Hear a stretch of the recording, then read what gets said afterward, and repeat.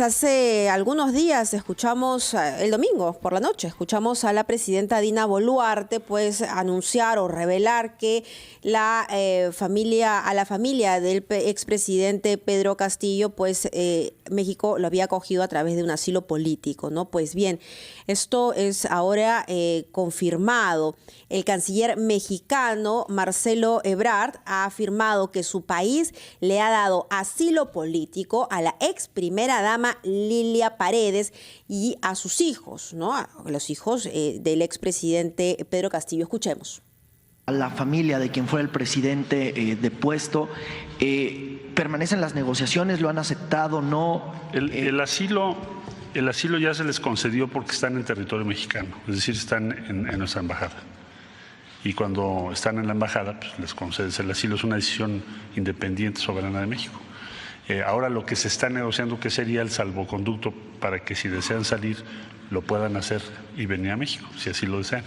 Pero están en territorio mexicano porque es nuestra embajada. En la embajada, en la representación. Gracias, canciller. Bueno, hemos escuchado declaraciones formuladas por el canciller mexicano, el señor Marcelo Ebrard, sobre el asilo político que México ha otorgado a la familia del expresidente Pedro Castillo. Esto porque la familia se hallaba ya en territorio mexicano, es decir, su embajada. Vamos a tratar de analizar algunos detalles de esto con un especialista en Derecho Internacional, como es el señor Óscar Schiappapiedra. Señor Óscar Schiappapiedra, buenos días, gracias por estar con nosotros en RPP. Muy buenos días, es un gran honor. Gracias. No tenemos detalles sobre a qué se refiere exactamente el señor canciller mexicano con la familia de Pedro Castillo. Podría tratarse solamente de su cónyuge, Lilia Paredes, y de sus hijos menores. Así es en efecto, ¿no? Porque obviamente en el caso de los sobrinos hay investigaciones en curso, hay presunción de que habrían estado involucrados en hechos de corrupción y ahí sería mucho más claro pues que no debiera proceder el asilo.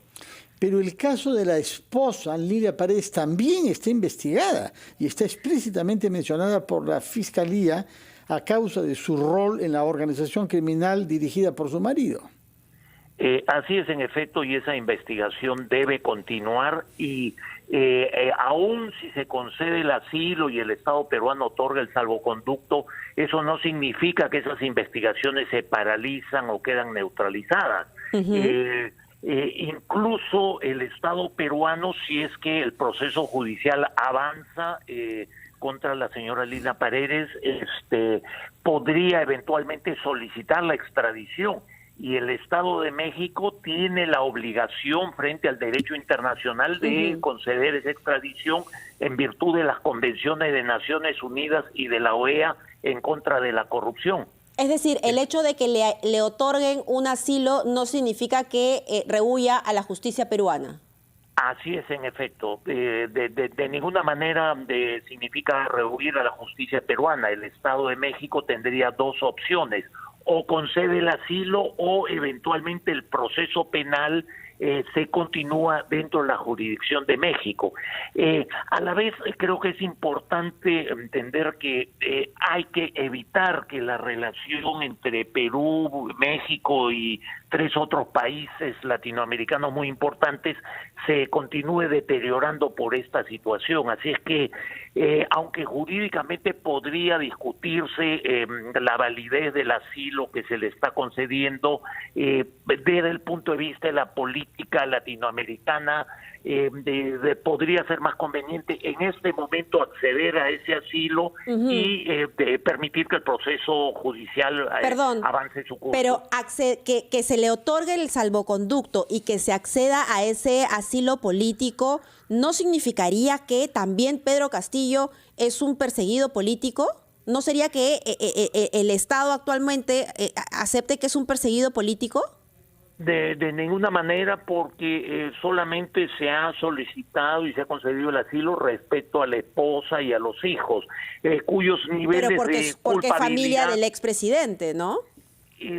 Sí, pero jurídicamente son situaciones pues un poco distintas. O sea, en el derecho penal que la responsabilidad la tiene quien directamente ha cometido un hecho delictivo. Pero es una organización criminal.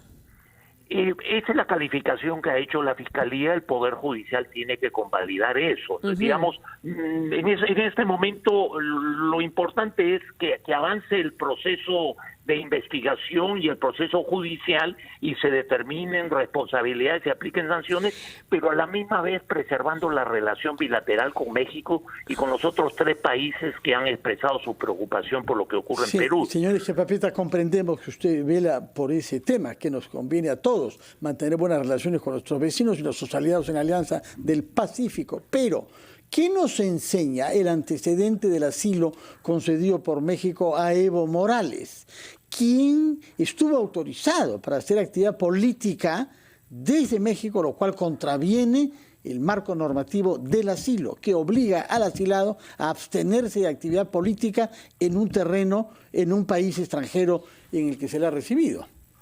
Lo que usted menciona es sumamente importante y definitivamente debiera ser parte de la negociación por parte de la Cancillería peruana con el gobierno de México para conceder el salvoconducto. Es decir, deben observarse estrictamente las restricciones que implica la institución del asilo, en particular respecto a no involucrarse en actividades políticas respecto al país que ha concedido el...